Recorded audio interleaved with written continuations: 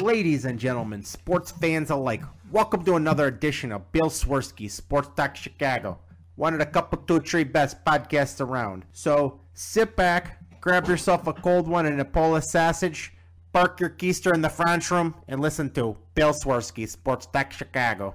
In Chicago, you know that all sports rock. The Bears, Hawks, Bulls, Cubs, and Sox. Pick your favorite, you can choose, as long as the Packers lose. For everything you need to know, it's Bill Swerski, Sports Talk Chicago. Bill Swerski, Sports Talk Chicago. Hey everybody, welcome to another edition of Bill Swerski Sports Talk Chicago. This is your hosts Alex and Sean. On this episode, we are going to be talking about the Cubs and the White Sox post All-Star break and a little bit of Blackhawks news. But first, I'd like to thank our sponsor, the Rockford Ice Hogs. If you're not familiar with the Rockford Ice Hogs, they're the AHL minor league affiliate of the Chicago Blackhawks. What does that mean for you? You get to see the stars of tomorrow today at family-friendly, affordable prices. Unfortunately, the season is over now, but it will be kicking into full gear shortly. So make sure you head on over to icehogs.com, get yourself a hat, shirt, jersey, tickets, and more. Tell them Swerski Sports sent you. Alex, how are you doing, my friend? Doing very well. Was at the Cubs game yesterday, saw a great win, and hoping to see another one. I'm going to the game next Saturday as well against the Padres. Very much looking forward to that. I was at Wrigley for the first time this year, and boy, I gotta say, some more of the changes they made, very nice. The concourse is much nicer. They've added a lot more there. The concession stands are much nicer. And those terraces on the, like the upper deck, where like you're in the upper deck, and you go out on the terrace that's on like the main roof that they built. Very, very nice as well. So really happy with a lot more of the changes. Yeah, I saw that you were going, and I'm glad that you didn't bring any curse with you. Nope. That's good because definitely needed that to not happen. Needed positive energy coming into the second half of the season. Yeah, for sure. And hopefully I can go 2-0 within a week because that would be really nice. What was also really cool about being at the game yesterday was the fact that they got off to such a good start in the game. They scored 7 runs in the first inning. So the crowd was into it really early. And I just felt like I know it sounds cliche and cheesy, and maybe I'm overthinking it. Maybe this is my meatball brain talking, but I just felt like with the crowd behind the team early, it kind of helped propel them. And I really think that this team going into the second half kind of needed a kick in the pants in terms of just energy. Because I know we'll talk about this in more detail. I just felt like at times, the team just looked kind of dead, just kind of sleepwalking. I felt like being energized like that was a really positive thing for them. So it was good to experience. Did you happen to hear Joe Madden's post-game thing on the score with Coomer and John Lester and Eddie Vedder today? I heard just the beginning of it because I ate dinner kind of early. I heard when Ron Coomer introduced him, and who was it who was singing today? The national anthem? Somebody sang "Chicago" by Frank Sinatra at the beginning of the show. Oh, Eddie Vedder was on, so I didn't hear the very beginning of the show. I got on as the. It wasn't Eddie Vedder; it was somebody else singing, but I just heard a little bit of the show. Yeah, there was one thing that I was in and out of my car, so I was just catching bits and pieces. But there was one thing that John Lester said that really kind of, I don't know, made a lot more sense of the first half of the Cubs season. And what was that? We said two things. One was very, made sense. It was, what I think most of us were thinking. The other thing was not. So he said that the 51 games in 52 days or 50 games in 52 days, whatever it was. And he said, it's just brutal. And he's like, it's really tough on the hitters fielders because they're playing every single day rather than every fifth day. And you start getting nagging injuries, you get sore, you get mentally fatigued. And when you have mentally fatigued, you're not physically performing well. And Joe jumped in and was like, yeah, mentally fatigued players make errors. They make errors on the base paths. They make errors at the plate. They make errors in the field, et cetera, which we get. So they're getting rejuvenated in these 4 days off, 5 days off, whatever it is. Mm-hmm. The other thing is that then he threw in there, yeah, and then guys actually are happy to see each other and not want to strangle each other. Well, I could imagine that being around each other for so long with little break would get to you after a while. Yeah, so that one, I mean, it makes sense. It just, I don't think any of us were thinking that way, that, when you're not playing well, you're playing a lot of days with without a lot of days off. You're stuck seeing each other every day. That can kind of grow on you a little bit and probably lead to, I'm not saying it makes you play worse, but it definitely does not make you play better. Right. And, I get it sucks. I do. It's just that we also didn't want to hear it as an excuse either, because the Cubs are not victimized by this kind of thing. Every team has to go through this. It's just something you got to deal with. Look, I get it. It sucks. I get it. It's just, I don't want to hear that as a big excuse. I mean, that's the only thing I'm going to say. Other teams have to do it. Yeah, absolutely. And it's a weird thing. And not just in this situation, but in life in general, when you try to tell somebody why something happened, they're like, that's not an excuse. I'm not saying it's an excuse. I'm just trying to explain why it happened. And, sure. It's a fine line to walk. And, that does lead to part of the reason that the Cubs were not playing well is just the fatigue and, not playing well and being fatigued just can't be a good situation for a winning recipe. But, just because it doesn't necessarily excuse it, you're still where you are in the standings, albeit it's first place, but it's in a much tighter race than it needs to be. Right. But it's the reality of the situation. And this month, for the rest of this month, you do have a lot more days off. The schedule's a lot more forgiving. Yes. So you hope to see what you've seen so far in the second half of the season. And yeah, I know somebody's going to come in and be, technically the first half of the season was well before the All-Star game because there's 162 games in the season and first half will be 81 games and now they're at game 90 or whatever they are. And I get it. But most people just lazily say the All-Star break is the halfway through the season. So that's what we're doing. Well, when you think about it, that after the All-Star break is when some of the most important games come up, because this is the time where teams determine whether they're buying or selling at the deadline. I mean, that's coming up soon. There's a lot of borderline teams that are going to have to make a decision. There's going to be a lot of teams that are contending that we know are going to be buying. There's a lot of teams we know that are going to be selling. But with that middle ground on a number of teams, I mean, look, a few weeks ago, I said there's no doubt that the Nationals are going to be selling. Now they could be buying. I mean, they're in a wild card race right now. So things change. I mean, this is a very important time.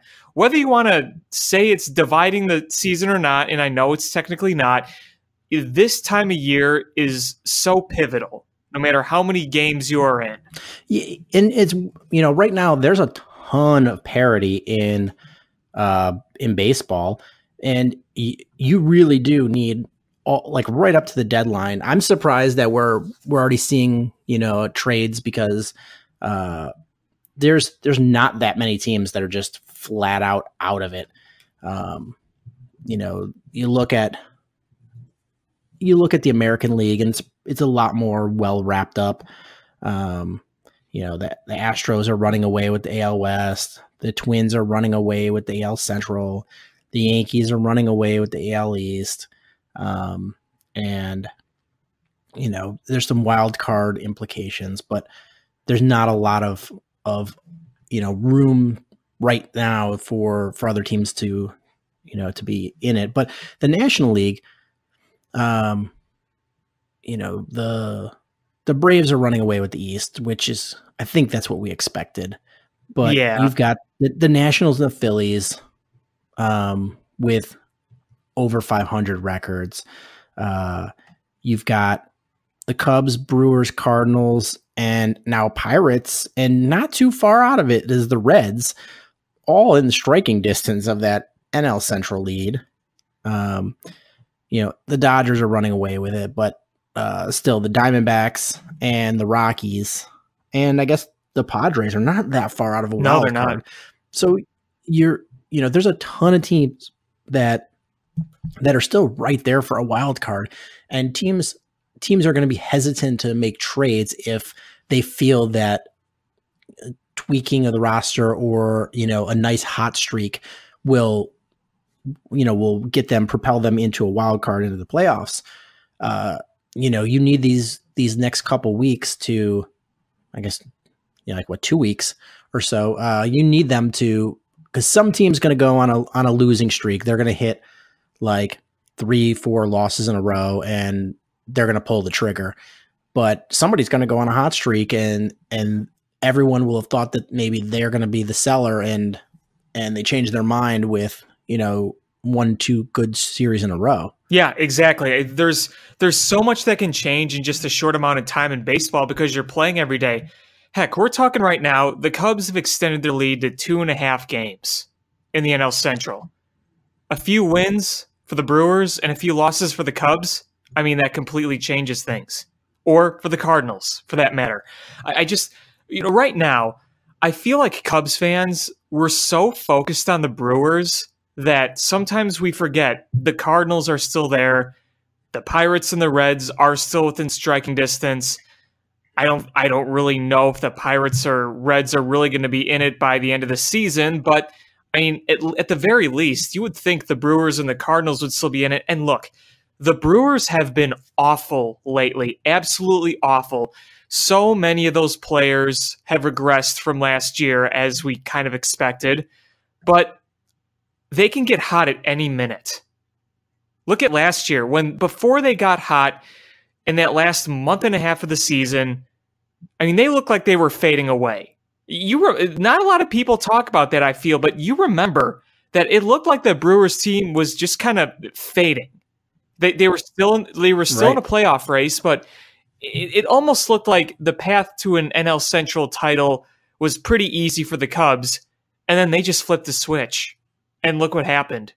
You can't assume anything. They flipped the switch, and the Cubs flipped the switch the wrong way. Yeah. And even so, the Cubs did not play that horribly in September. They just lost a couple of brutal games and had no room for error because the Brewers were winning every single game. But yeah. No, they weren't playing bad. They were just not offensively producing like you wanted. And so you had the Brewers just go on some sort of magical run, and it was just frustrating because you're like you're the Cubs and you're like jogging at an all right pace, and then here comes a team sprinting up behind you and nothing you can do.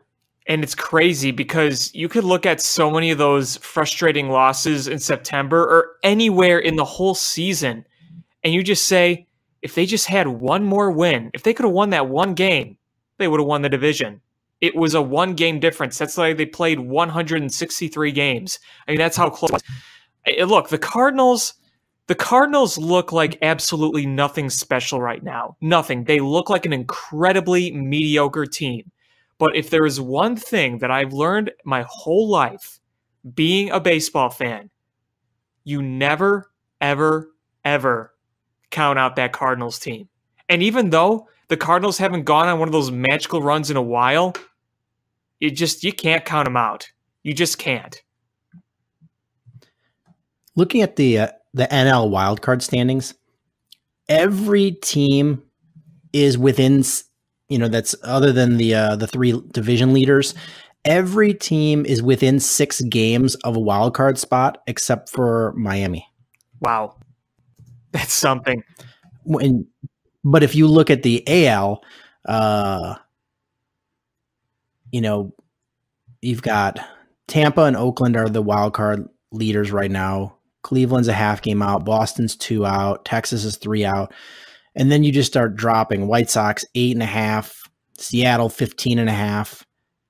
Toronto 18. Kansas City 21. Detroit 21. Baltimore 24.5. So it just a lot of teams out of it there. But in the National League, there's other than the Marlins, everybody is in it. The Mets are they've got to be thinking sellers just because they don't really have a prayer. They're so far behind in their division, and they've got a lot of teams to hurdle to get to the wild card. I could see them being sellers, but Cincinnati's got to feel good with the team they have. They've had some struggles at the beginning of the season, but they've got a damn good team there. And we get to play them next. It's going to be a big test. Pittsburgh's got an all right team. San Diego's got a young team on the rise. Colorado is just always the wild card because they play in Colorado. Arizona. And they play in the division with the Dodgers. So Arizona, they're an all right team. But then they surprised me. Yeah. I thought they were going to be a lot worse. I thought so too. St. Louis, Milwaukee,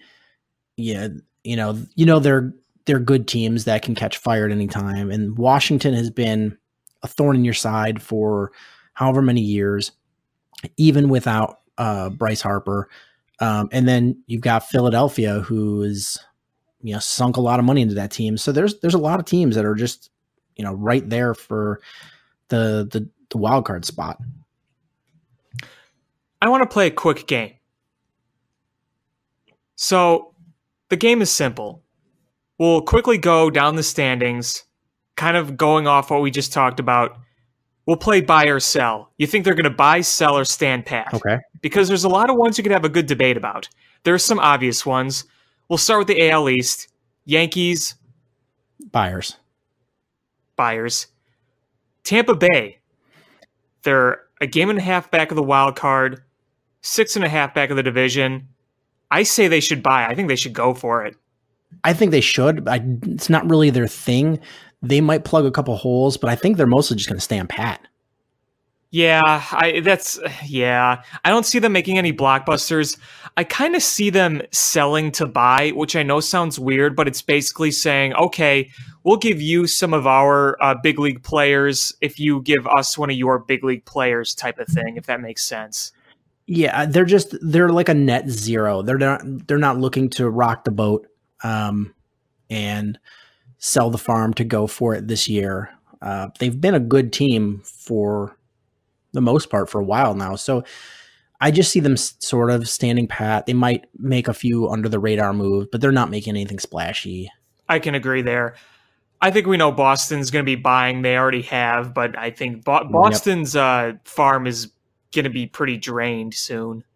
If not already. It's gotta, yeah. I haven't looked at their farm system, but it's got to be pretty drained. They've really, been buyers in the last few years, and it's funny. They're having a pretty good year, and they're just Tampa and the Yankees are just having fantastic years, and you wind up with Boston is, third place in the division, and they're two games out of the wild card spot, but they're not going to stand pat. They're going to go all in. Absolutely. Toronto, Baltimore, selling. I think we can sell. Yeah. Toronto only has, the last time I checked, I don't know what. Okay, yeah, so Toronto has just one more win than the Marlins. Let that sink in. Did you know that? I didn't, but man, you know what? It's funny. The Marlins are far and away the worst team in the National League, and they would only have the fourth worst record in the AL. Yeah, isn't that something? And wow, there's some bad teams in the American League. Remember when Seattle was in first place? Oh my God, they're now 39-58. Yeah. Yikes. So AL Central, Minnesota, first place. They're probably buying, right? Buyers. Yeah, they're buying. They're going all in. Cleveland, they should buy, but knowing that cheap-ass team, they won't. you know what? Honestly, like they're standing wise, they should go for it, but I don't see any way that they could win a World Series. I don't either. If I'm them, I just see what I either stand pat or I'm actually a seller if I can get a load for somebody. But honestly, I probably stand pat because really you're just selling out your future for no reason at all, because Cleveland is not a good team this year, and they're going to get shellacked if they make the playoffs. They're going to get shellacked by the Yankees, Houston, or Here's Minnesota. how I look at it. I pretty much agree with you. I think you made a very good point, despite what I said earlier. Part of me, though, thinks your window is pretty much closed, but you have one little crack possibly open. While I don't believe in that team at all, I feel like if you have one last breath, at least try to give your fans one more run before you're probably going to be crappy again for a number of years. But I definitely see what you mean. Here's the thing. If the Cleveland Indians had their full healthy rotation, so if Kluber was healthy, and I think Clevenger is hurt too, so if they had Clevenger healthy and they had Kluber healthy along with Trevor Bauer, and they actually had like a lineup around Francisco Lindor, heck, if you just had a few more decent bats, you have Ramirez, you have Lindor, you have who was it? He was in the home run derby. Oh yeah, I can't think of his name. Why am I blanking on his name? But you know who I'm talking about. Yeah. If you had some more bats around them, and then you got another bullpen piece because they have Brad Hand as their closer these days, then I would believe them a bit more. But their prime window to win a World Series was 16 and 17, and they... Yeah. Okay, so now we'll get to... oh, did you have another thought on the Indians? One more thing about the Indians. The only way I see, for me, that makes sense to be buyers is if they're going to be big time sellers afterwards. Like they're going to go all in right now, and Santana. Carlos Santana. Yeah. And the only way I could see it be making sense is if they right now they're like, you know what, we're going to go all in this year, and if we don't make noise, we are just going to be big time sellers in the off season. That's what I was thinking. And if they do that, okay, I makes sense because they do have a lot of pieces that they can move and start rebuilding around. But I don't really think they have much of a chance. I think their window is all but closed. Yep. And we helped close it. Though, I mean, you can argue that... No, I don't know if you could. Yeah, blowing a 3-1 World Series lead was really bad, but the Cubs are really good. And no disrespect to the 17 Yankees, but when you were up 2-0 and you blew that, I wouldn't say it was worse than blowing a 3-1 series lead in the World Series, but that 2017 Indians team really looked like an unstoppable force in that season. Like, the 16 Indians kind of rose quicker than people thought, but the 17 Indians, you know, that was a team expected to go far, and, I mean, they just choked right off the bat. Mm-hmm. Here's the other interesting thing. This is actually something to keep in mind. You know, Francisco Lindor, his contract, you know, he's 25 years old, a young upcoming star. He's arbitration eligible next year and the year after. So you have 2 more years of control with Lindor. So just knowing that, I'm sure the Indians are talking a lot about their future. A lot. Honestly, if you're the Indians, you know, if you do try to go all in right now, then in the offseason, you could move Kluber, you could move Lindor, you could do what the White Sox did, and where you have a lot of assets that are desirable, and you could sell those off stack your farm system and then, be good in 3 years. But I don't know. That's for them to decide. But I just don't see them having any chance to win in this offseason. Yeah. Or this postseason. Yeah. So now we get to the White Sox. They're 42-47. And as it stands, at least I believe that's updated because they just got swept by the A's. They're either 42-47 or 42-40, either or. I'm just looking at the standings right now. And yes, that is updated. So 14.5 back of the division, unless something absolutely wild happens, that's not happening. And they're 8.5 back of the wild card. I don't think they're going to be buyers by any means. I don't think they're necessarily going to be selling a lot either. Yeah, they don't really have. I mean, there's a lot of things they could sell, but that don't make any sense. But of things that they could sell, players that they could sell that are desirable, there's not a lot there. I mean, you've got bacon on a stick. They could sell bacon on a stick to somebody. Yeah, you're not gonna sell Abreu.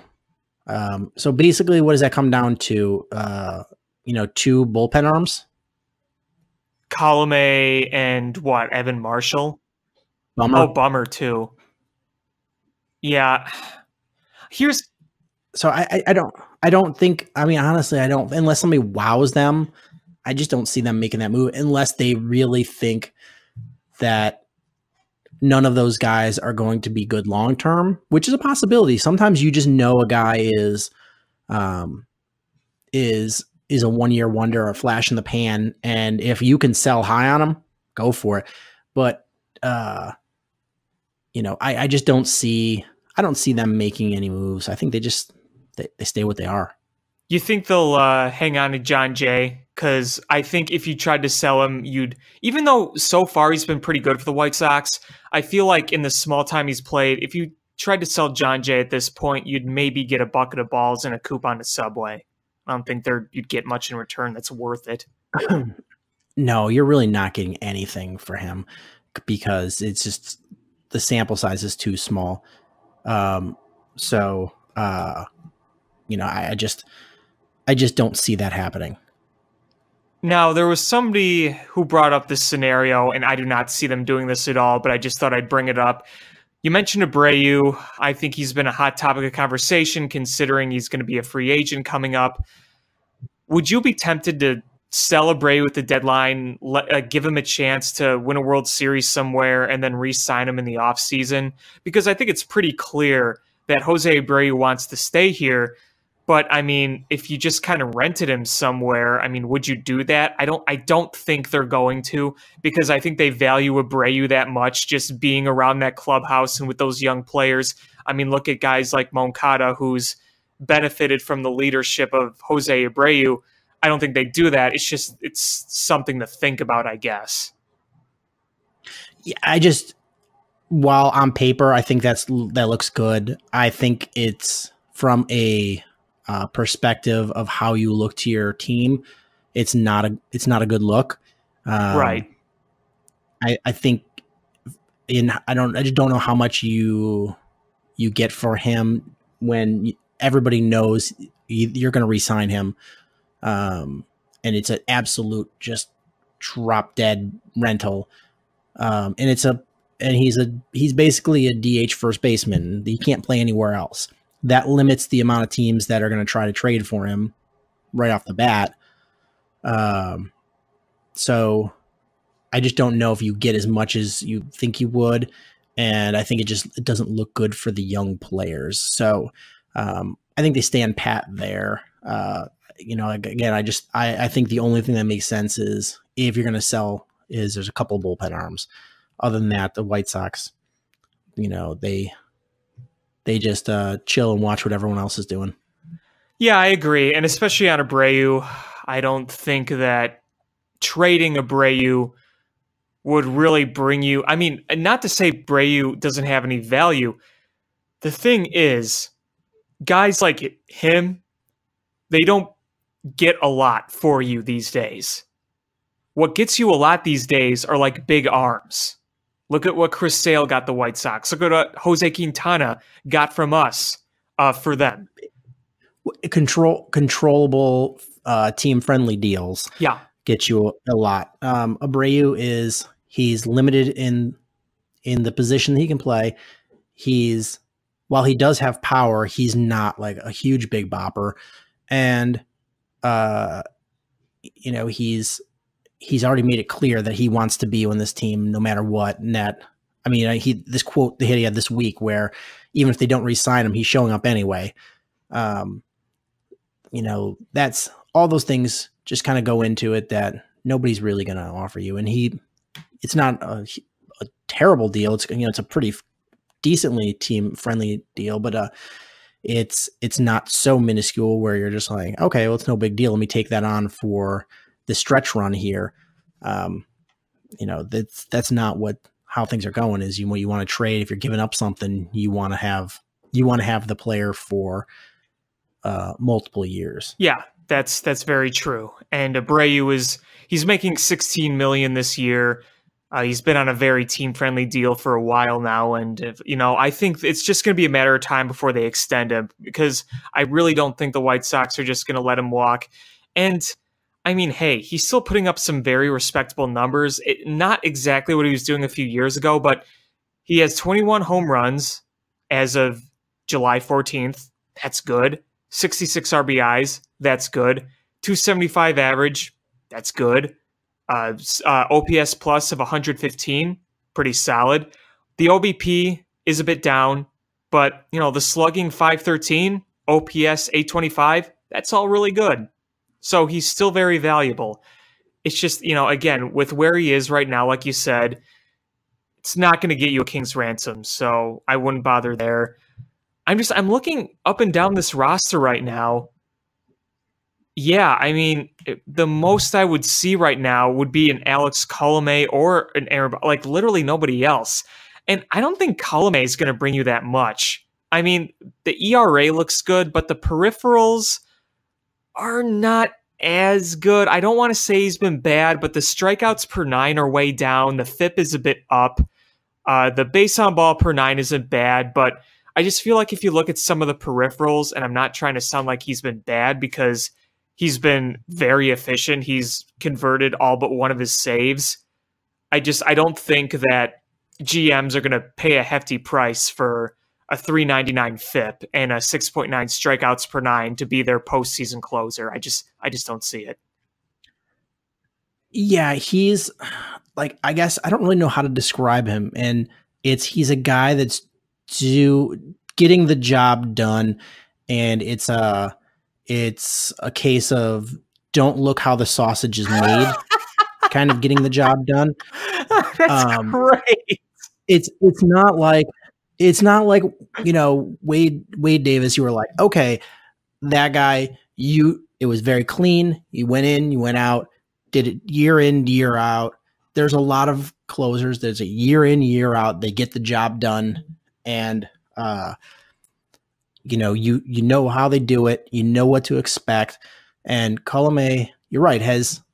There's been stats wise, you're like, certain numbers are very good, and then you're just like eyeball test. You're like, sometimes there's some chinks in the armor, but he's getting the job done. Probably not the most efficient way he could, but he's getting the job done when he's asked. And I think sometimes that if you're in a spot where you've got to give up a lot to get him, you're like, I'm not that confident in the guy long term or in super clutch situations, because he has not been in clutch situation, because this team, they've been for the most part bad, but promising, but bad.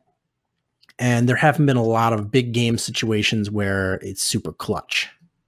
Well, yeah, I mean, you look at the Cubs a few years ago and they had to trade for Chapman, and then they got Wade Davis. They got those guys because, especially Wade Davis, he was a proven postseason pitcher, and he had already won a World Series with the Royals. And you looked at the postseason numbers and the regular season numbers, and they were off the charts good. like 14 and 15, Wade Davis was unbelievable. Like the guy was virtually unhittable. And again, I don't want to say Colomé's been actually bad because a 399 FIP is not horrible. It's just, it's not as great as maybe some would want it. I think the way you said, don't look at the way the sausage is made, I thought, I don't know why that tickled my funny bone, but that's a good way to put it. I mean, my biggest concern looking at him is a 6.9 strikeouts per nine. Now, I know strikeouts aren't everything, but I just feel like when it comes to relievers, especially back end of the bullpen, you really just need guys to miss bats, because the more bats you miss, the less balls are being put in play, and the less balls being put in play means less pressure on your defense in big situations. Absolutely. Those are the ones they come in, and that's why you have so many bullpen arms that are just big fireball pitchers and not finesse pitchers, because that's what misses the bats. Right. You know, somebody that can throw 98 high and in, that gets you swinging. Mm-hmm. You know, that's low and away, gets you swinging because you're trying to keep up with the heat. You know, most of those guys throw 2, maybe 3 pitches. That's what you do with a closer. It's a lot more forgiving when you are a starting pitcher and you can nibble around the plate. Nibble around the plate is not a good look when you're in a closing position. Exactly. You don't want that in that situation. Now, a guy like Aaron Bummer, you look across the board, you got a 183 ERA and a 320 FIP and a strikeouts per nine of nearly 9 and a whip below 1. Those are across the board really good numbers. Now, he's not a closer, but I think he would definitely look good as depth somewhere on a contending team. You know, everybody else in the bullpen, I don't think is going to really get you anything. Evan Marshall has had a good year, but I don't think he's built himself enough value. Kelvin Herrera was once really good, but it's been really struggling this year. You look at the rest of the pitching staff, you're not going to sell any of those pitchers. Lucas Giolito is obviously your star and part of your future, so he's staying right there. You're not going to get anything for Ivan Nova unless the point to trade Ivan Nova is to just start him against the damn Cubs. Other than that, you're not going to get anything for him. So I'm trying my interesting Yes. question. Yes. Question.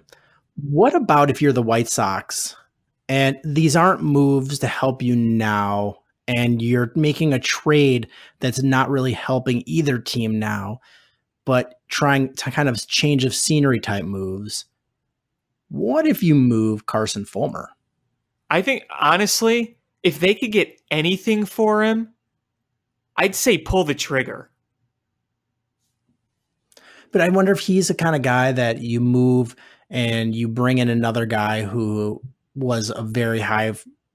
I have not looked into who else fits the scenario, but he's the kind of guy where you move and you trade him for another guy that's in the same situation where he was a very high pick, has a ton of potential, and is just not manifested. And you feel like, I can do something with that other guy. I think I can do something that they're not doing. And you trade your junk for their junk. It's like when you have a family garage sale and you make $0, but you got different junk. And I wonder if Carson Fulmer is in that kind of position, because you're not looking long term. You've got most of who you think your rotation is. You have to assume Carlos Rodon is going to be towards the back end of that rotation. Lucas Giolito at the top, C somewhere in there. And what's his face that's out for the season? Carlos Rodon Injured himself. It's Michael the other Kopech. one, your Michael Kopech. Kopech's probably, your long-term looking at him being your ace or your number 2. So that's 4 guys right there. And you've probably got somebody else that's, in your system that you like better than Fulmer. Where does he fit? He just doesn't fit. He's not a closer. He's not a starter. He's called up to he fill was a too role high in up. garbage time from time to time. That's what he's doing. Yeah. he was too high of a pick to just throw him as a middle reliever.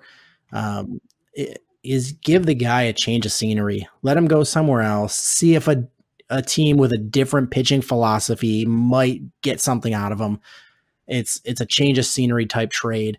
And, most of the time those don't work for anybody, but it's better than just middling away in this organization that's going to soon pass you by when you were one time you thought he was going to be the guy that continued on and played with Sale and Quintana on that role. And then they rebuilt and you're like, all right, well, he's going to come in and be the veteran ace when we're good. And now it's like, is there even a spot for him? And this young team is just going to pass him by. Yeah, I mean, you look at the career numbers, 6.61 ERA, 6.37 FIP, a whip of nearly 1.7. I think the White Sox have to do something like that with him. I'm really glad you brought that up because I don't see anywhere where he fits on this going forward in this rebuild. If he does succeed, I just feel like it's going to be somewhere else. So yeah, I mean, I could see them definitely making a move like that. Because look, I'm looking up and down this roster, and I can't see anyone that would be traded. They're either, a young part of the future guy like a Moncada or an Eloy or even a McCann. You can argue you want to keep him around, or a Tim Anderson, or just some veteran that doesn't have much value. I mean, maybe Louis Garcia can be taken by someone, but again, what are you going to get for Lurie Garcia? Some low A prospects and some cash? The most? If that? If that. Maybe like a coupon book where half the coupons are expired. And I mean, look, Lurie Garcia is putting up some solid numbers this year. 292 average, 326, 391. Doesn't hit with power, but, his on-base percentage is slightly above average, but, that's not going to get you anything, really. So, I don't know. Zach Collins, it's going to be part of your future. Jose Rondon, he's either going to be part of your future or he's just going to kind of fade into oblivion. He's going to be like one of those people that was just holding down a fort for a while. And I don't think you're going to get anything for like Yolmer Sanchez. No, and he's the kind of guy that I think he's good. I think he would be, for this young team, I think he would be a nice bench piece, utility kind of guy. So I don't think it's worth moving him. Once you get some younger guys up and promoted and everybody healthy, you just things work themselves out and he finds a role on the bench. So the White Sox, yeah, they're probably going to stay on pat.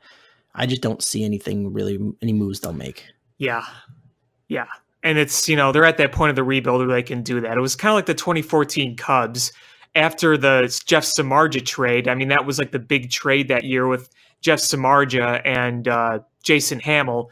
Outside that, they were pretty much set in their future ways and didn't have a bunch of assets to sell off other than Jeff Samardzija, really.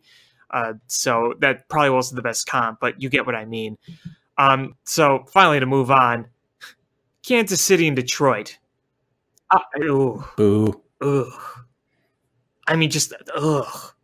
The Tigers. Ugh. Ugh. Have you seen how bad they are? They're bad, and they've got a lot of contracts that are not movable. No. You know who I think is going to be their biggest piece to sell? Somebody that may interest the Cubs is Nick Castellanos.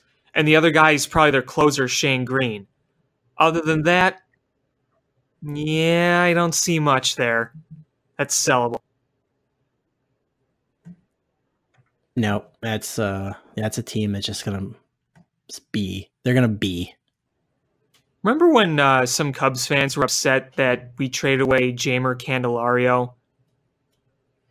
Yeah. Well, if you look at the numbers, Yeah.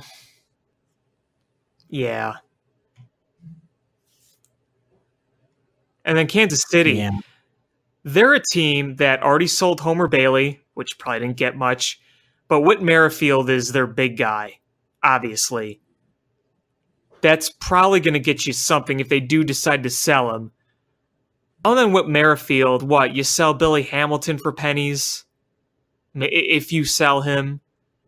Do you think Jorge Soler is going to be sold? Because here's the thing. The average and the on-base is not good. He's hit 25 home runs. He's been productive, but look at his yeah, WAR. it's not good.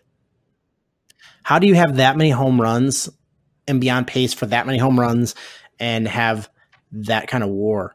You're just a bad. He's like I was really excited about Jorge Soler when the Cubs signed him all those years ago, and he's just not materialized. And he's a big, strong kid. Figure out how to hit curveball. Here's the thing. Straight bat is very happy with straight ball. I need to wake up bats. Here's the thing with Soler. Having 25 home runs at this point in the season isn't a big deal anymore. The balls are freaking juiced. You have guys like, I can't remember his name. There's this guy on the A's who I never heard of who's almost at 20 home runs. So that's really not a big deal anymore. But if you're not getting on base and your defense is as awful as it is, sad to say you don't have much value. Nope, no value. There's nobody's trading for him. So he's there. So, yeah, I don't think anyone else I can really think of. I mean, what pitching does Kansas City have? Nothing.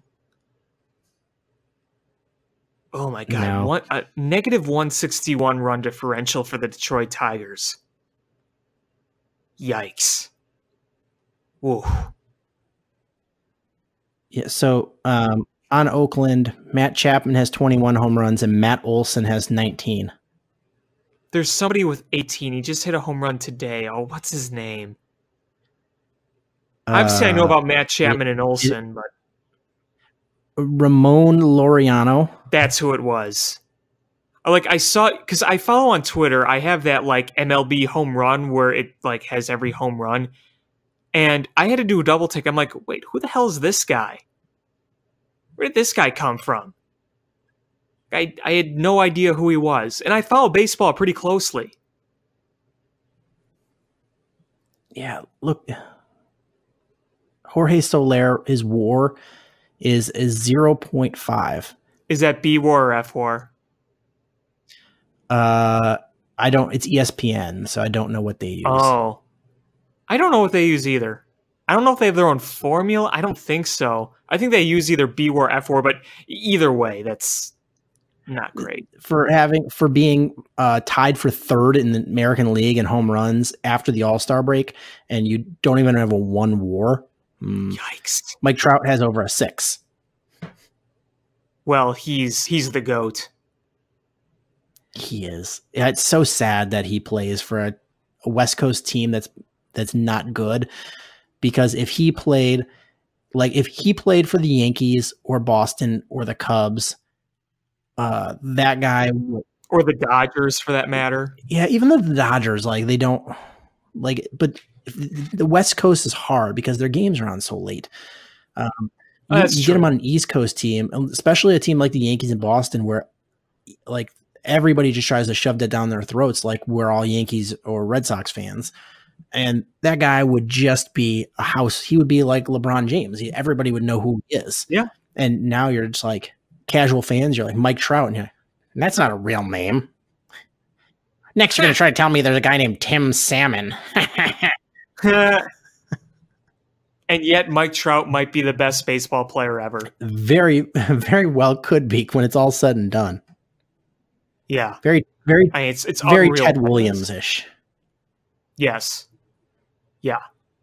And without steroids. Without steroids. All right, what's next division we got? We got AL West. Houston's obviously going to be buying. Yeah. We just mentioned Oakland. I can see them making a trade. The next two teams are interesting. Oakland, they have made trades in the past, but they've never really been huge ones that work out in their favor. I think they're going to be buyers because they're never going to be a big spending team. Mm-hmm. So when they get the opportunity to be in the playoffs, I think they got to make the most of it. So not surprising if, for them to make a move. Yeah, I agree. We've seen Billy Beane make those deals. I mean, just watch Moneyball when Jonah Hill does that fist pump on the phone. We've seen that before. Yeah. Now the next one is the one that's interesting to me. Texas. I don't know what they're going to do. I don't think they're a playoff team. I don't. I think they had a better first half than people expected, and I think they're just going to start fading. I really do. They have a lot of valuable pieces. I think if they were a lot worse than they were now, they would easily be selling off guys, but I don't see them at this point like doing like a big fire sale by any means, but I don't see them making a big splash for the playoffs. I don't think they're that good. I don't either. I agree with you fully, but Texas makes a lot of moves. They're always trading. So like they don't usually stand pat. So I wouldn't be surprised if they made a move, and it could be a future move or a this year move. Sure. Moving somebody like an active player for farm system players or vice versa. So they're a wild card. I'm going to say they make a trade. They're buyers. I'm going to say they're buyers. And I don't know why, other than they're the wild card of this exercise. Yeah. I mean, they are in an interesting position.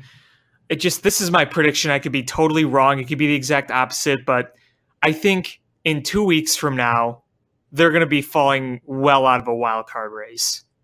That's my prediction, because I don't count them as being in the division race. I think Houston's got that one. I think they're far and away better than everyone else in that division. Yeah, I think Texas is primed to pull a Seattle. Yeah. I mean, look at Seattle now. Didn't they once have like the best run differential within the first few weeks, and now they're at -94? Yeah, I think they have the best record in baseball as well. They did. And look, Seattle, we'll just get that out of the way. They've already been selling. They're going to probably continue to sell. I mean, we don't have to get to that one, really. Angels are just going to sit. They're just going to sit. Yeah. They're not doing anything. Yeah. Unless they want to trade Mike Trout to the Cubs. That's not going to happen. A boy can dream, Candy. Addison Russell for Mike Trout. It seems legit. I would be okay with that trade. Me too. I'd be more than okay with it. But yeah, I think the Angels are just going to stand pat like they always do. They're just going to stay there. They're going to just be a middle of the road team. Yep. And continue to waste Mike Trout's career.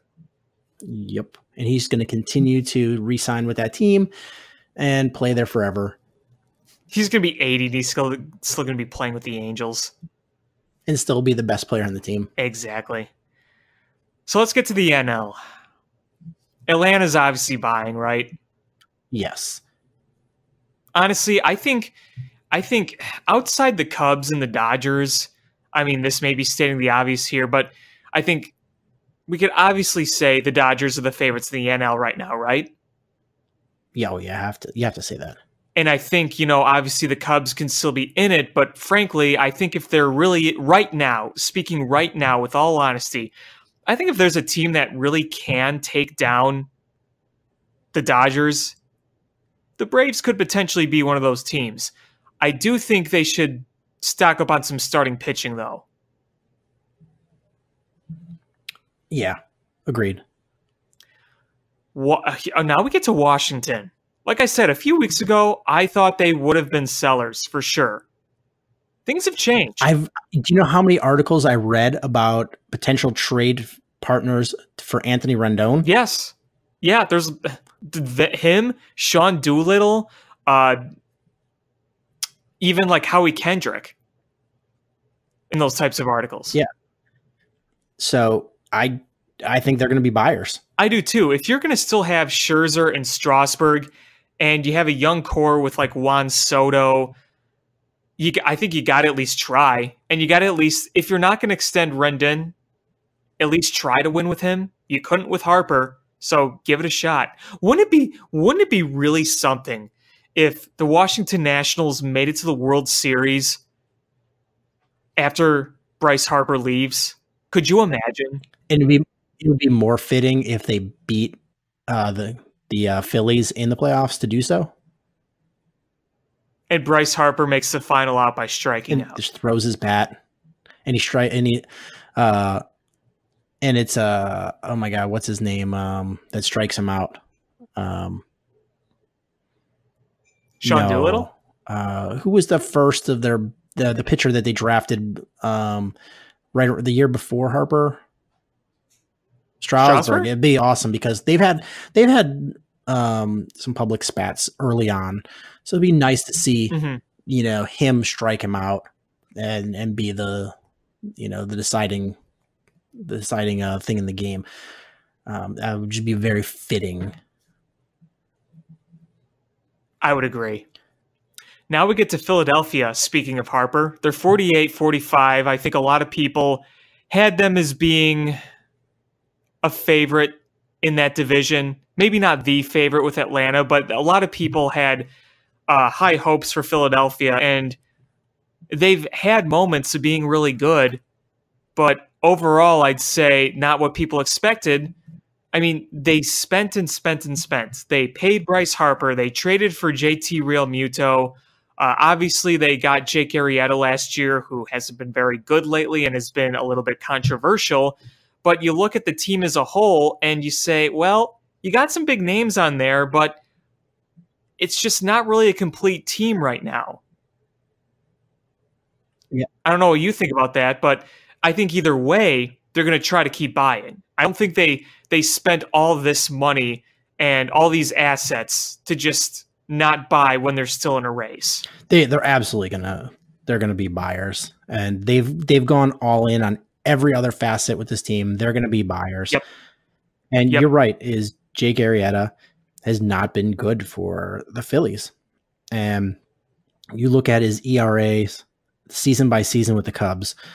2013, 3.66. 2014, 2.53. 2015, 1.77. 2016, 3.10. 2017, 3.53. 2018, and we were all ready to just be like, oh, done. 3.96. This year, 4.54. Yeah. And you look at his last several starts, and I'm going back. It stops going to his starts in May, and he has not gone more than 6 innings. And you know who has gone more than 6 innings since then? You, Darvish. If you have, people could be mad as all hell about you, Darvish, and what he's done or hasn't done as a Cub. Is the guy has been better than Jake Arrieta, and that was the alternative. I know a lot of people look and say, no, he hasn't been. You look at the recent numbers. Right now, I'd take you, Darvish. Crucify me all you want. But look at that last start at home to open the second half. Look at the start he had in Los Angeles. Yeah, the start against the Braves was not good. He had a decent start, not great, but decent in Pittsburgh. I mean, overall, Darvish had, maybe not the whole season, but recently, Darvish has kept you in positions to win ball games. Yeah. The overall numbers may not look great, but lately, I think he's looked a lot better. He's looked a heck of a lot better. In that first start of the second half, he looked brilliant. And the thing is, even there's been times where he hasn't looked very good, and most of those times is because of walks, and he's not been comfortable throwing certain pitches, and he's nibbling the plate, but his stuff hasn't been, people really haven't been hitting him for the most part. He's killing himself with walks. The guy's stuff is incredible. Jake Arrieta is up there with, he's MacGyvering wins out when he gets wins. his arm, and I am not hating. I'm not being negative. I'm just trying to be realistic. Is that guy's arm is right at the tail end of his what it can do forever as a Major League Baseball player. Which is probably why the Cubs wanted to move on. I think they all saw the regression coming. We all saw it. I mean, well, rational fans saw it. The front office saw it. And Jake Arrieta still doesn't see it. And good, he should be the last one to see it because you know, if you're going to go out there, you better be confident in yourself. And he just not the guy that he was a couple years ago. No, and the other thing you got to keep in mind is when Jake Arrieta was pitching for the Cubs in his last season in 2017, we saw him have to adjust to be a very different type of guy. When he was in his dominant form from 14 to 16, he was striking a lot of guys out and missing a lot of bats. But towards the end of his Cubs career, he wasn't missing nearly as many bats, and the command wasn't there, so he was adjusting more to be a pitch-to-contact type guy. Yep. It was, using the defense behind you. And that's fine. That's sort of what happens. At a certain point of your career, you extend it. Is in any sport, any player, Michael Jordan wasn't the same player he was during those second 3 championships. He was a much different player. But he was still just as good, if not better. It just, he could not do the things that he used to do because father time catches up to you. And you look at John Lester, he's doing things differently than he used to. And everybody goes through it. Jake Arrieta, was not the missed ball guy that he was when he won the Cy Young, and he was just unhittable. But now he's hit just a different wall. It's not the I've just got to refine how I play. It's just the arm isn't what it used to be. And sure, he's going to go out there today. He had a good game, but there's going to be good games because he's a once dominant pitcher. But man, you can't string together those good games like you used to. I mean, because he had a great game today, but then his last start against the Mets, 4 innings, 11 hits, 6 runs. Before that, 6 innings, 8 hit, 4 runs against Miami. And then Mets, 6 innings, 9 hits, 5 runs. San Diego, 4 innings, 7 hits, 5 runs. Dodgers, 5 innings, 10 hits, 5 runs. Those aren't good starts.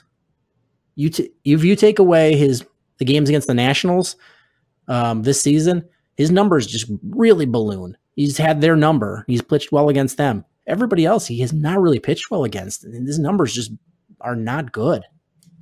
No, it's too bad. But I have all the respect in the world for the guy, and this is not a hater, and I'm not taking joy in this. It's just the reality of life. Yeah, exactly. So moving on, unless you have any other thoughts about the Phillies. Nope. We already talked about the Mets probably selling. Miami's probably going to sell. Someone will pick up Curtis Granderson for a penny. Maybe Neil Walker will be sold. I still think the Cubs should go look at him. Other than that, it's pretty much either their supposed young core or just nothing. I don't know if you know, but Starlin Castro is having a really awful year. So please, Cubs fans, say no to trading for Starlin Castro because he has been like a negative WAR player this year. He has been awful. Don't worry, Stan Bowman's not our GM. That's true. That's true. That is true. Got him. So I figured we'd talk in detail about the Cubs later, so I guess we'll just move on to like Milwaukee and St. Louis. I think Milwaukee's definitely going to try to buy, no matter what. I think they'll definitely buy. Cardinals, not notorious buyers. No, they're not. They usually just go, oh, hey, this guy that nobody's ever heard of is just going to go on a tear and help us win. So they're probably just going to stay put, and Milwaukee will be buyers. Pittsburgh and Cincinnati will just stand where they are. Yep, that's how I see it. Maybe Pittsburgh makes 1 or 2 trades, kind of like they have, but nothing major. I mean, they made a major trade last year that backfired on them, but I don't see them making any big deals right now. Yeah, Cincinnati is got a good ball club, and they're not going to catch up. I don't think. They're going to make noise, but I don't think they'll actually catch up to the division or the wild card. But it doesn't make any sense for them to sell the future for now. Yeah, for sure. Moving to the NL West, Dodgers are going to find a way to land some big major superstar because they seem to have unlimited assets. So that's what they do. Yep. Arizona, I still think they're going to sell. I mean, I know they're in a race, but I don't know. I think as time goes on, they're going to show why they're rebuilding. I mean, the team has a losing record at home after the All-Star break. So I can't have confidence that a team like that is going to just go on some magical tear and make the playoffs and make noise when you can't win games at home. So I agree. They're either staying put or selling. If they can sell some of their bigger contracts, all the more power to them. I think you'll see him sell a guy like David Peralta. I think they're kind of stuck with old man Greinke at this point. I don't think anyone's going to trade for that at this point. Colorado. I see them just kind of standing pat and letting it ride. Yeah. I probably. Because, I mean, no matter who you trade for, pitching-wise, they're going to suck in that ballpark. Yeah. I'm just quickly looking at the run differentials in the National League. And there's only 1, 2, 3, 4, 5, 7 teams in the National League that have a positive run differential. Yikes. And can you name all 7 teams? Okay, won't look. Dodgers? Uh-huh. They're Cubs. Dodgers are 131. Wow. Okay, so Dodgers, Cubs. Cubs are 2. Braves. 3. Cardinals. They're the team with a positive differential, but they're the lowest of the positives. So Okay. All right. So that's 4. Yep.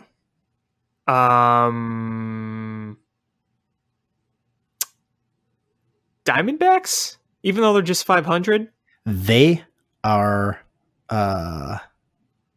they have the 4th best run differential in the National League. Wow. Nationals? Yep. There's one more, right? Yep. Oh, isn't it Cincinnati? It is Cincinnati. Which is crazy because they're in last place. Yep. It is. Milwaukee and Philadelphia have losing or negative run differentials. Wow. Yeah, wow. Only 7. That's nuts. And yet, like, all these teams are in the race still. San Diego is still in the race, and they've got a negative 42 run differential. Yikes. See, and that's why I think run differential could be an okay indicator, but I don't. I sometimes think run differential is overused. I feel like you can win a lot of games by 1 run. You could also win a number of games by a ton of runs, but then lose a bunch of close games, so the run differential will look different. I think it's a good. It's a good indicator. It's kind of. Yeah, if it was this was a medical related, it would be like the fever. You're like, oh, it could mean something, or it could mean absolutely nothing. And it just goes away on its own in a day. Or you're like, well, it's the first sign of cancer. Mm-hmm. So yeah, it's when it corresponds to wins, you're like, well, that makes sense. Look at the teams with the best records have the most run differential for the most part. But then you're just like, okay, well, Philadelphia is in the wild card and they have a -1. So it's it has to be coupled with something else to sort of make sense. Yeah, exactly.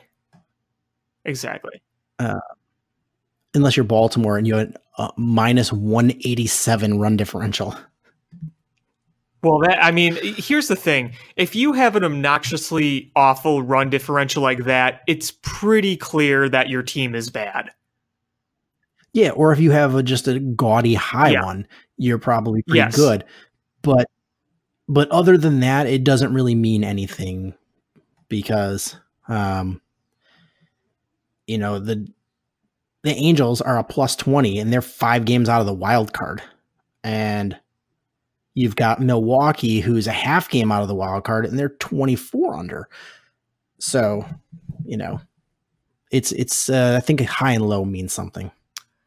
Yeah, I am totally with you there. I mean, it's a good indicator of who the best are and who the worst are. I just think there's a lot of middle ground that it doesn't always tell. That makes sense. Right. So yeah, I mean that's all the teams go through finally. Springboarding off of this, Cubs definitely are going to be buyers. Mm-hmm. And if they're not buyers, they're definitely going to be very active. The problem is their eyes are bigger than their wallets at this point, and they don't have a lot of trade chips, and there's a lot of things that they're eyeballing. So you're definitely going to look for some left-handed bullpen arms. You're probably going to be looking for a leadoff guy, a veteran bat coming off the bench. These are the things you're looking for, and you just don't have a lot to trade to get those players. Right. But the good news is that the offense woke up after the All-Star break. Yes, it did. I mean, if you look at the last 2 days, including today and yesterday, they were just scolding the ball all over the place. A combination 26 hits.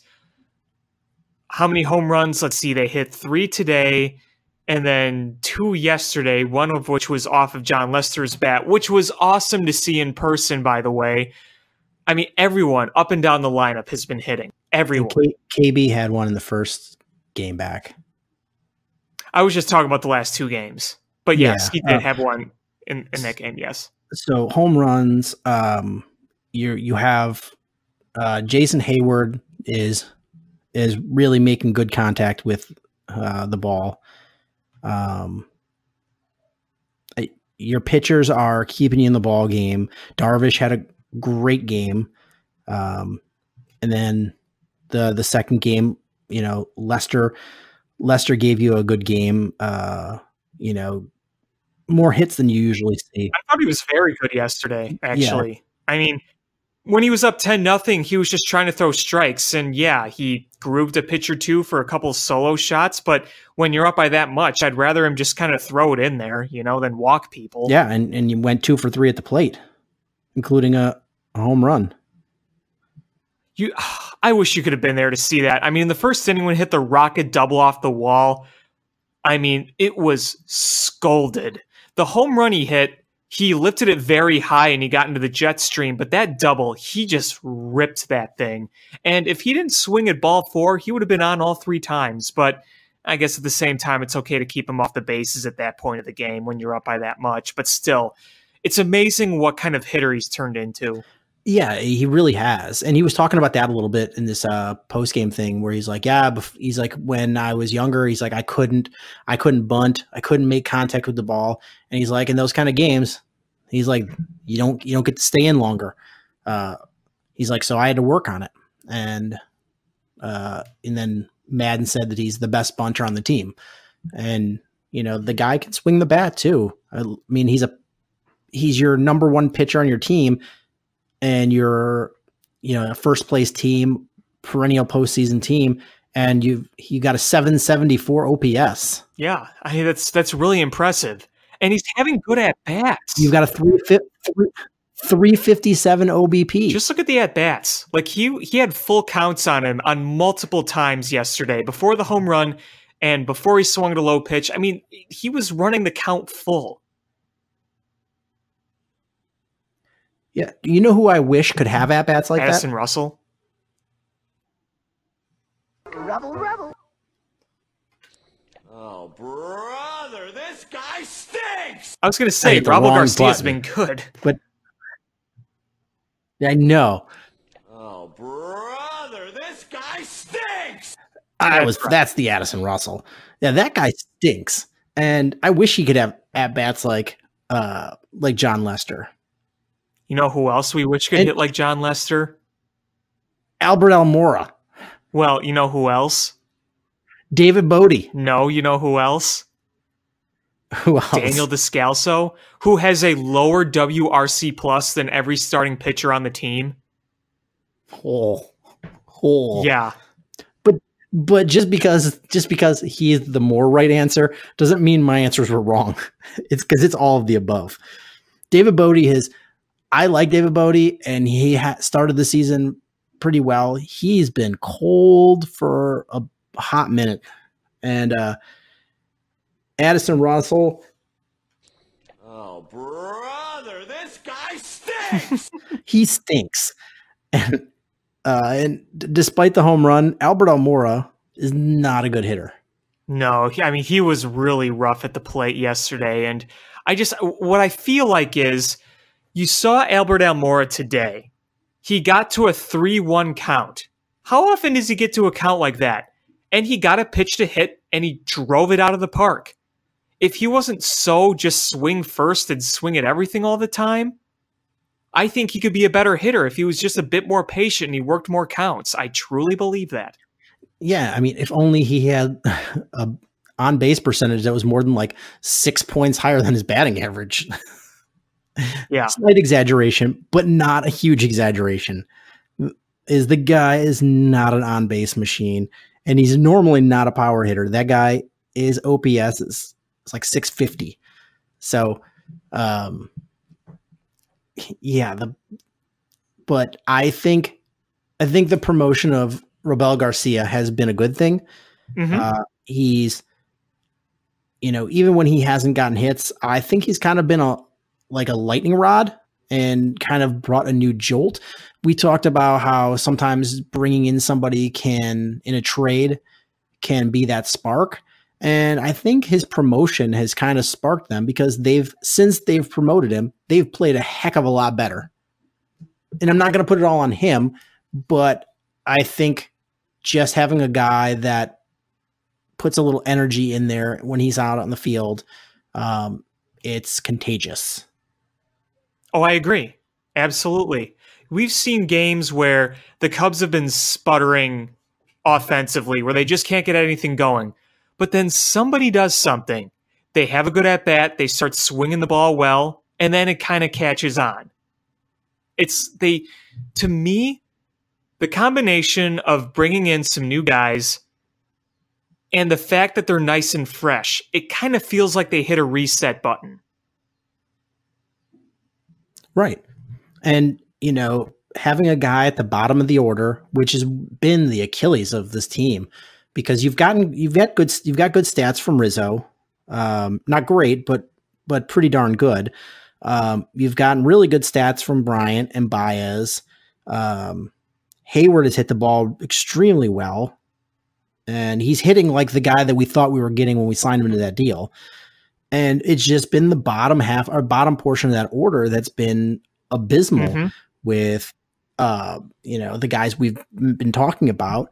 And now that Bodie's cold, and you insert a Robel Garcia in there, and the guy has been hitting well. I mean, You know, it's a very, very small sample size, but he's got a 12, almost a 1300 OPS.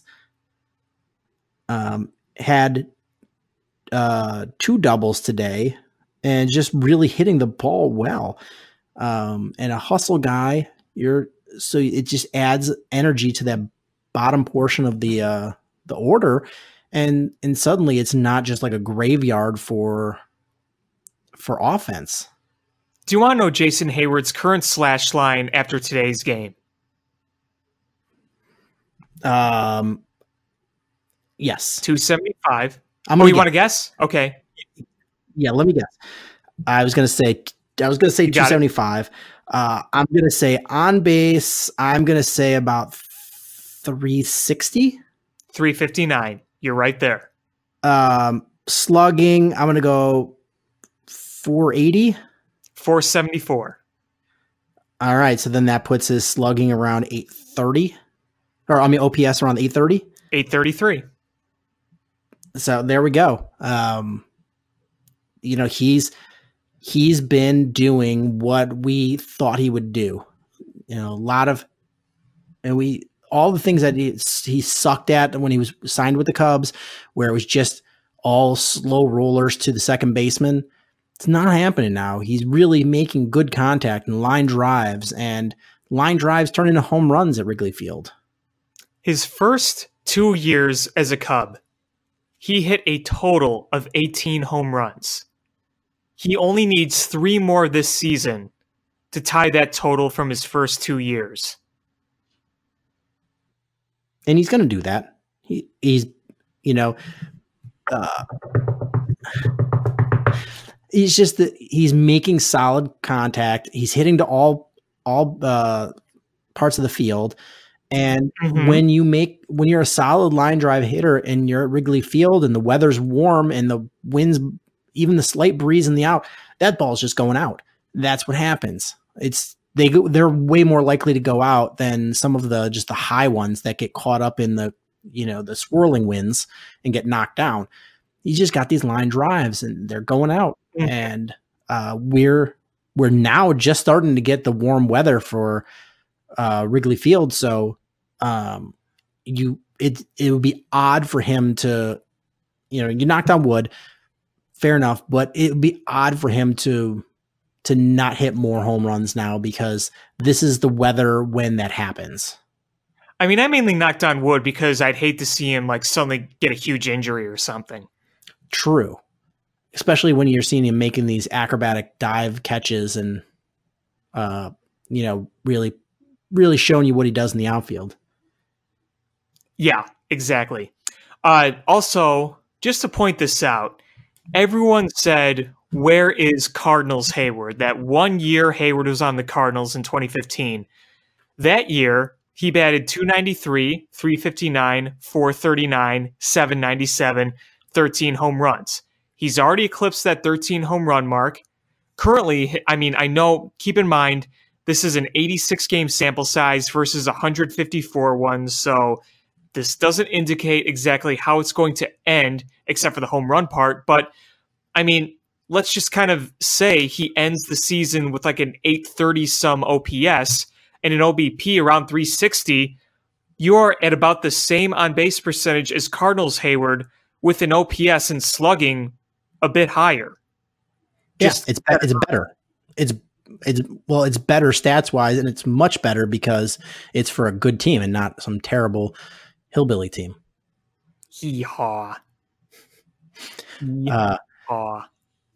So just sort of in the Cubs-Cardinals wheelhouse here is the other day somebody sent me a link for a YouTube video. And you know how sometimes when you watch the video and you don't stop it, it just keeps going to new videos. And it got started with these videos of like guys getting caught cheating, corked bats, getting caught with that kind of cheating. Okay. Yeah, no, like cheating on the field. So it was Chris Sabo had a corked bat, and it was funny because he cracked his bat. They were trying to say he didn't know, and it must have been just a bat that he has in the batting practice. But he clearly Sosa, basically. Well, he he cracked his bat. You could hear the sound from the video, and then the announcer's like, oh yeah, that's definitely a cracked bat. Why is he still batting with that? Because otherwise, if he's trying to get a new bat, the umpire is going to take a look at it. So he just keeps using it, and he ends up getting a hit, and it just shatters. And then they look, and there's full of cork. And then it was, I forgot who it was, pitcher that in the playoffs got caught with a foreign substance in his mitt, and it was just going through all these, and then it went to a game where I think it was he used to play for the Rockies. It was Dexter Fowler, and he went to try to rob a home run ball, went over the wall, and then lost his mitt. Oh, I remember that. And then he just kind of looked around, and I thought they were going to send somebody out there, and they never did. So then he had to go climb the wall himself and go get his mitt. Yeah, I do remember seeing that. And it really has nothing to do with anything other than Dexter Fowler played for the Cubs and the Cardinals, and I just remembered seeing that. And I don't think I ever remember that story. So it was kind of funny to see it for the first time, and you're just like, man, how did he lose his mitt? Like, how loose does he keep his mitt that it fell off in the outfield? I mean, that was pretty wild. You don't see that very often. No, that is not a normal play. No. So yeah, Cubs, we're getting around crunch time. So we got about 2 weeks left before the trade deadline. Mm-hmm. You expect them to make some moves. If nothing else, they're definitely going to add some sort of left-handed relief pitcher.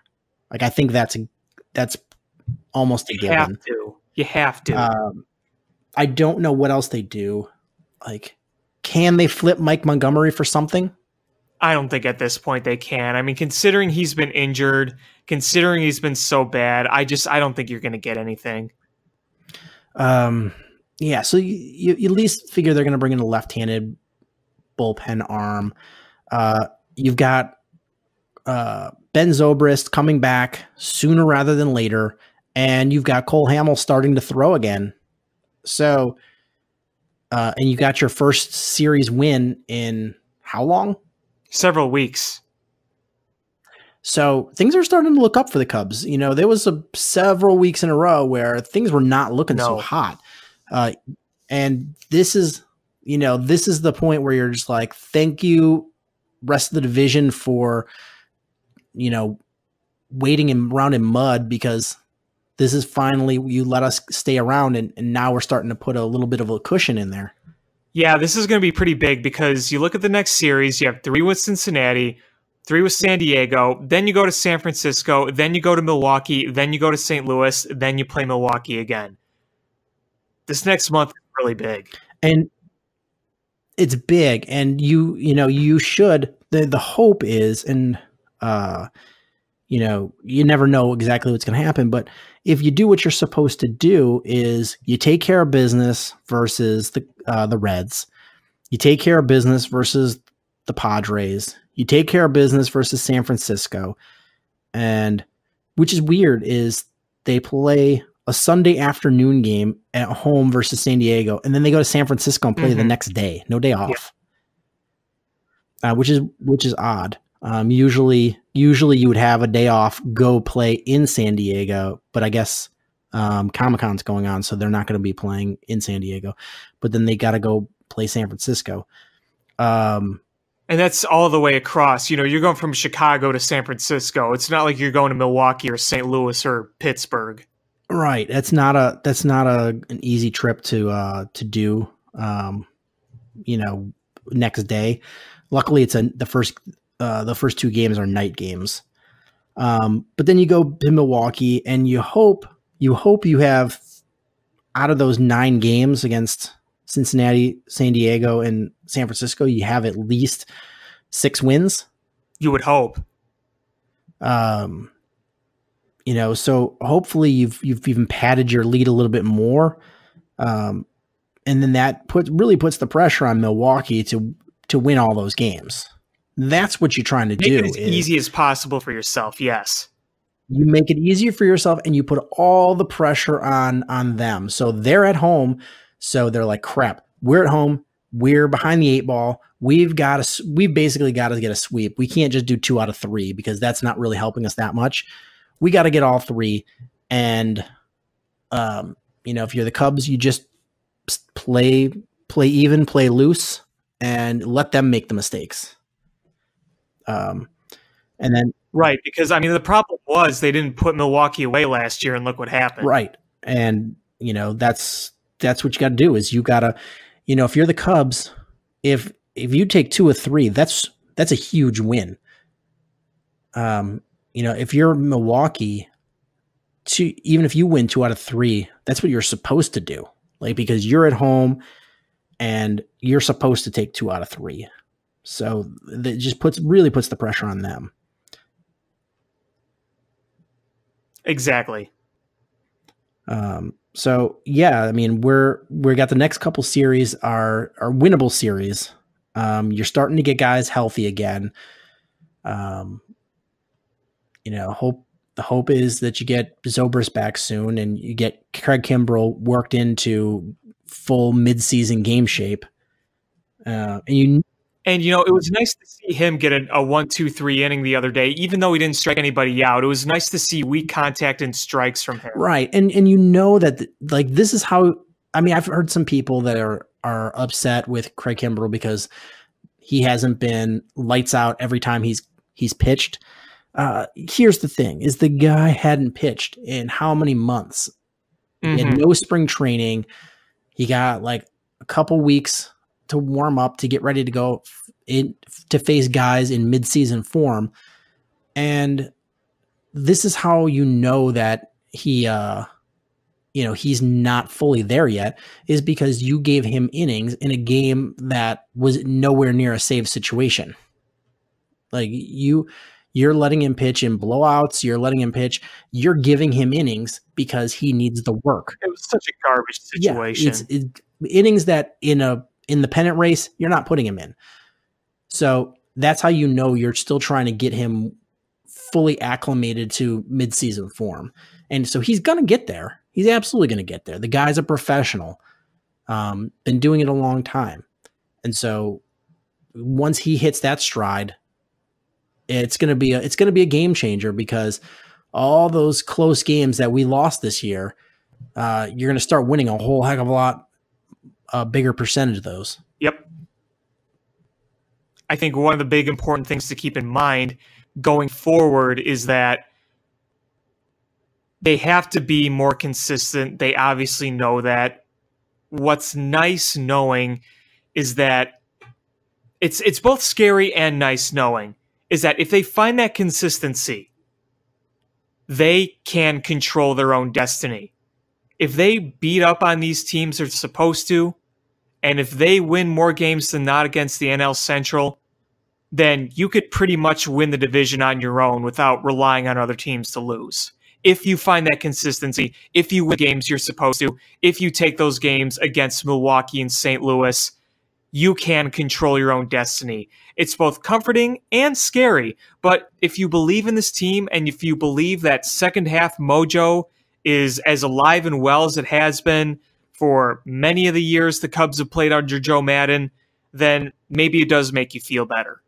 You can control your own fate. You know what also makes me feel better is that two of the series that Milwaukee plays before they play the Cubs next are against Atlanta and Arizona. So you feel good that they're playing 3 against Atlanta, and Atlanta's just been fire. So hopefully they sweep the Brewers and really make it easy for the Cubs. Yeah, it would be really nice. It would be really nice. I don't want any more drama. I know some people like drama and close races because they're fun. Nah, I just want to run away with this thing. I don't think it's going to be a runaway. I think it's going to be pretty close till the end. But I would love more than anything for them to just run away with this division in the second half. It would be so great. Yeah, absolutely. I don't like the drama. I take that back. I like that drama when it's not my team. So if it came down to, oh man, so like the Cubs have a 12 game lead in the division. They're, mathematically a 99.99999% chance of winning the division. And you're like, okay, but then the wild card is 4 teams all separated by half game or 1 game. You're like, that I like, because it has nothing to do with me and I can feel comfortable. No, my team is in, very much so. Like, I don't understand people that want your team in some sort of really high pressure situation, because it's just anxiety inducing. Yep. Do you have anything else baseball you want to talk? Oh, not really. I think it's just going to be time to watch this team ride, hopefully continue action. One last comment I want to make. Yeah. One last one on a player on the Cubs. How do you like Victor Caratini this year? His OPS is 888 and he's batting 301. Yeah, he's been very good. Has not gotten a ton of playing time. He's gotten more though. He's gotten more. Well, yeah, I mean he's probably going to be getting more, because I've only watched bits and pieces of the games this last couple days. It is Wilson Contreras day to day, or is, because I know he hurt his foot yesterday. That's why Caratini is in today. Yeah. So, well, I mean, Caratini's been establishing himself with a couple of pitchers, if you've noticed. Yes, he has, and but he's going to probably get a little more playing time, because if anything, the Cubs have been very conservative with injury management this year. So even if he's just got a bit of a sore foot, you're probably going to give him a couple days off. So you'll see Caratini in there, which is good. It's nice to have the confidence in him coming off of the bench or coming in to start at catcher, or even spelling Rizzo at first base. Yeah, I mean, he's played first base a few times. I think that's the other position. But if you really want to have a day where you put Contreras in left and Caratini catch and get them both in there, that's always an option. Or when you're in the World Series and you need a DH. That too. And I think Caratini's done a good job behind the plate. Yeah, absolutely. I think that's part of the reason that he stayed at the bigs, because he's been a solid catching catcher, defensive catcher. It's been the bat. We wondered, could he be a major league bat? And he's shown us that, yeah, he's taken a step forward. Yeah. It's really nice to see, because frankly, I didn't really trust him going to the season, but he's proven me wrong, and I got to give him credit. White Sox news is Dylan Covey is back and Juan Minaya has been DFA'd. So Dylan Covey coming back from an injury and a rehab assignment. So I guess that gives your pitchers, some small level of bump, I guess, over Juan Minaya. Yeah, I guess. I don't get it really, but that's really on that. I mean, the White Sox had a rough series against the Oakland A's. Very. I didn't realize Rob Detweiler was on the team. And it's weird. It's, the White Sox just played really bad, like a lot of mistakes. And you know what? I guess when you have a young team, you sort of have to live and die with young player mistakes. That just comes with the territory. And we've sort of established that Oakland is not a bad baseball team. No, I mean, you got Olsen, you got Chapman, you got a lot of guys who can hit on that team. And you got Chris Davis too, the lord of 247 batting averages, but like 40 plus home runs. they quietly do their thing. Yeah, and you didn't have Lucas Giolito pitch in this series. So, that's already setting up a series to be a rough series if your only solid pitcher, is not pitching in that series. And honestly, if you look today, Reynaldo Lopez pitched really well. Yeah, he did. It was his really first good start in a while, and hopefully for him that builds some confidence for him. Because 7 Ks, only 3 hits. Yeah, solid work. Gets a good lineup.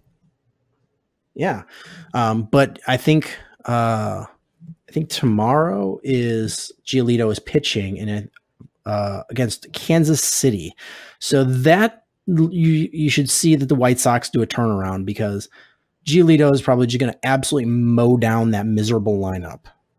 Yeah, and then you have Dylan Cease, who can do the same thing the next day too. So you can right the ship here against that awful Royals team. Right. But then you got a Von Nova pitching that third game. So, but maybe he could shut down a terrible Kansas City lineup. So, it's a bad team you're facing. So, you should be able to right the ship a little bit, and not saying it's, you're going to make the playoffs, but at least get back to winning baseball.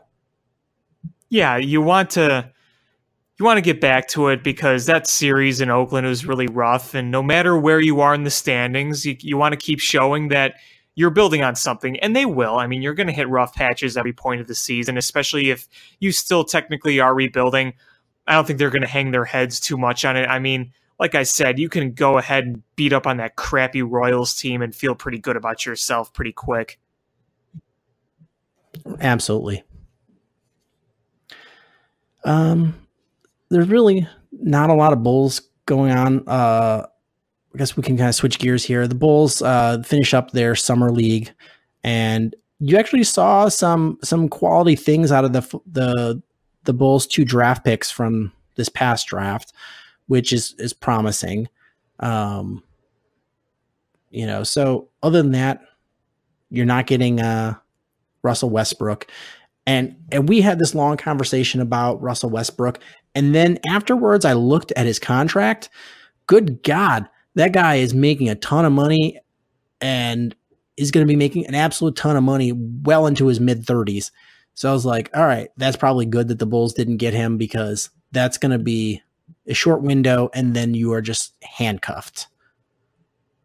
Yeah, don't expect anything big.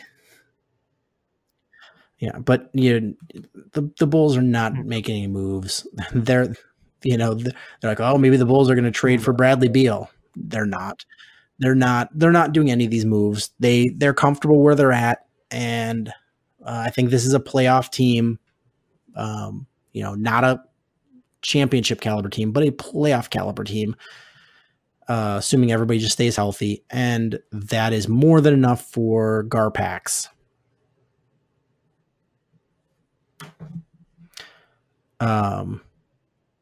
But what I did want to talk about is we had an interesting trade that happened for the Blackhawks. Yeah, this one got a lot of people angry, but I'm not as angry as other people are about it, and I'll tell you why in a minute. So you had who we thought was the closest blue liner prospect to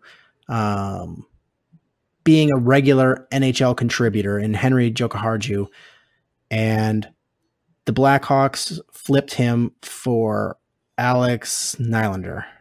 You just look at it on paper and you're saying, why the hell? We need defense. He was a young defensive prospect and we traded him away for a winger that hasn't really worked out yet. So on paper, yeah, I don't think it looks very good.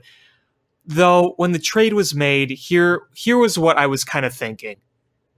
To me, it seemed obvious, and I've heard reports from Jay Zawaski after this trade was made that people in the Blackhawks organization were losing faith in Jokiharju. And when Jeremy Colleton took over, you saw him being sent down to Rockford. And getting lent to Finland. If they were higher on him, he would have been playing in the NHL throughout the year. Wouldn't you agree? I would agree. There's also a few other things to think about. One is Brent Seabrook and Duncan Keith aren't going anywhere because of their contracts. Right. So you are stuck with them. Eric Gustafsson had a breakout season last year, and whether or not you think he's going to be a part of the future, he played much better than Jokiharju did last year, and he's on a dirt cheap contract. He's like what, 1 million, 1.1 million, something like that. You've got you made the trade, or you acquired Calvin DeHaan and Ali Mata. And Connor Murphy is a solid veteran, and his cap hit is not so bad. And so, the spots that you had on your defense are guys that you're looking that can stop block shots and penalty kill, and that's DeHaan and Mata.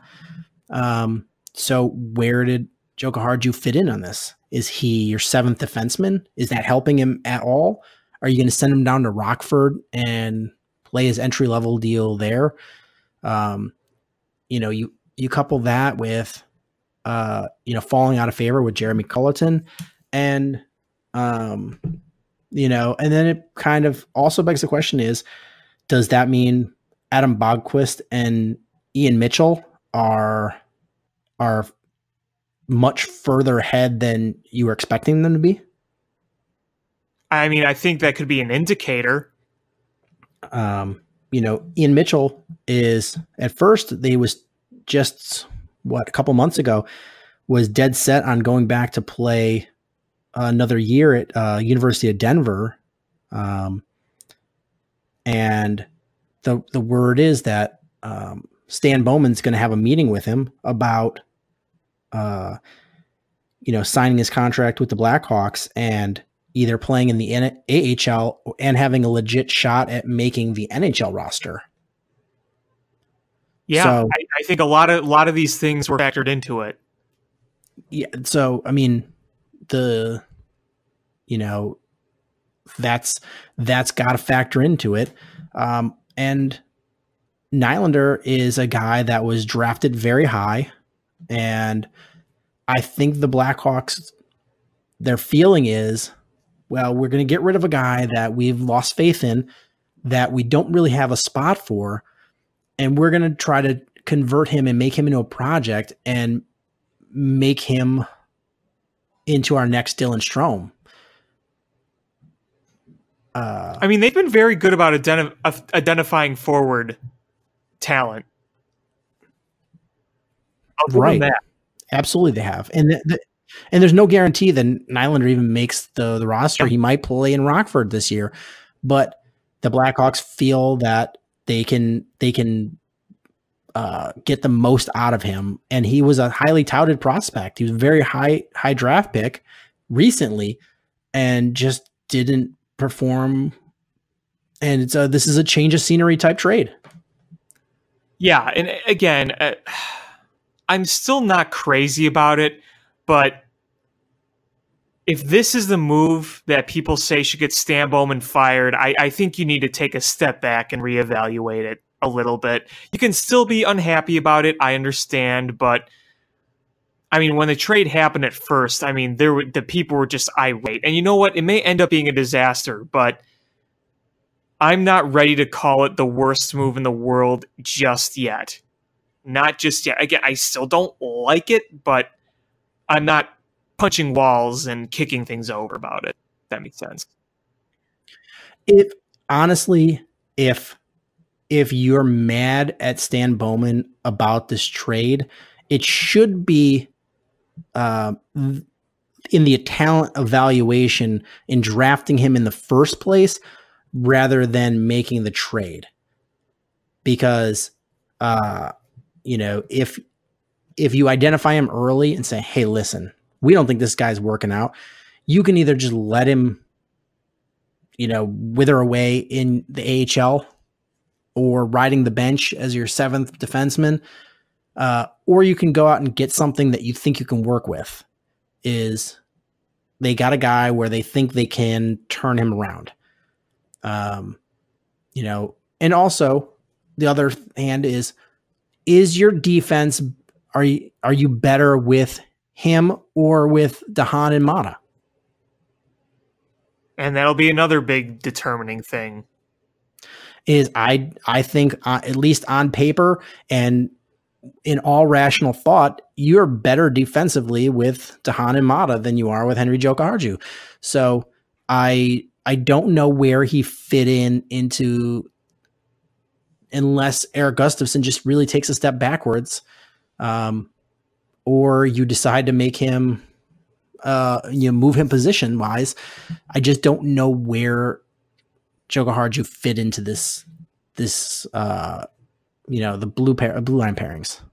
Yeah, it was kind of one of those things where, as surprised as I was and as many mixed feelings I kind of had, at the same time, I kind of wasn't as surprised. I know that sounds weird, but when I thought about it, I'm like, well, I kind of had similar thoughts.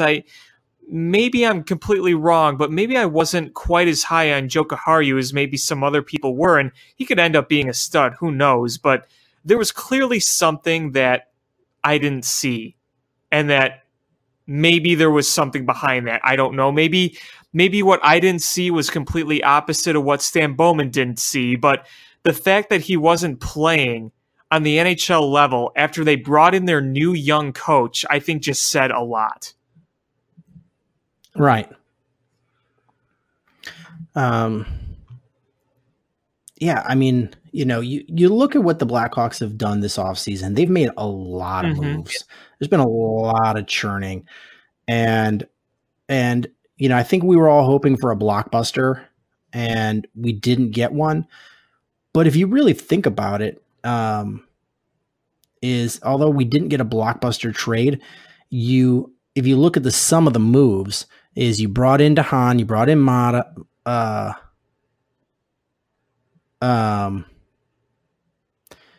and brought in Robin Leonard, you brought back Shaw. Yeah, you brought in Alex Nylander, and you got rid of Jokiharju and Gustav Forsling and Anton Forsberg, and you've done a lot of churning,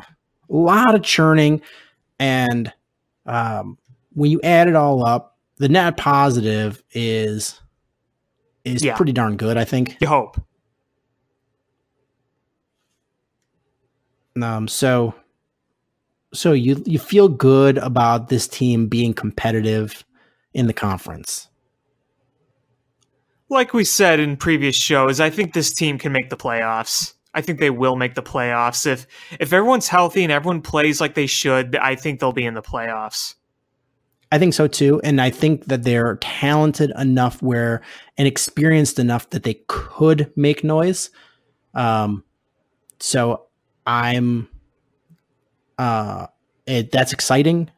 Are they going to be competing for the best record in the NHL? No, but I think that they'll be a solid seed and a team that you better take seriously, because they've got two goaltenders that can stand on their heads, and they've got a bunch of guys that can score.